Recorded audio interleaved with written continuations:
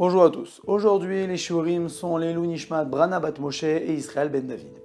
Aujourd'hui, nous continuerons à parler sur les 10 miracles qui se déroulaient dans le Beth Amikdash. Un de ces 10 miracles était qu'il n'est jamais arrivé que lors de Yom Kippour, le Kohen Gadol a eu une impureté nocturne. Alors la question est, pourquoi ce miracle ?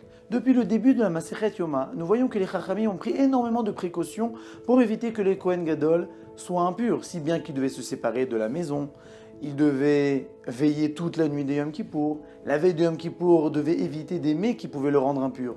Alors pourquoi avoir besoin de ce miracle ? Le Khatam Sofer dit justement, c'est parce que le Kohen Gadol et les Chachamim ont mis tous leurs efforts pour éviter cette impureté, que le Yetzer Hara mettra le paquet pour qu'il devienne impur. Et donc là, on a besoin d'un miracle.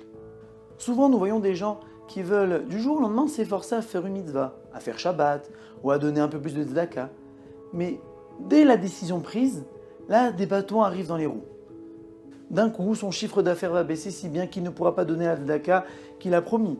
Ou son patron va lui demander de venir Shabbat alors qu'auparavant, il ne l'a jamais demandé. Alors là, la personne pourrait se dire « Attends, je comprends pas. J'essaye de faire un effort pour Akadosh Baruch Hu et je me reçois des baffes comme ça. Quoi, Dieu, tu ne veux pas de moi ?» En fait, si. C'est le Yetzer Hara, voyant qu'il allait perdre un peu du terrain, a décidé de mettre toute son artillerie, toutes ses armes, pour éviter que ce juif-là en question gagne du terrain. Maintenant que nous savons que lorsque nous avons décidé de faire une mitzvah, nous avons un ennemi en face qui est prêt à mettre le paquet, à mettre toutes les armes pour éviter de perdre la bagarre, alors nous aussi nous devons être prêts à faire la guerre pour nos convictions.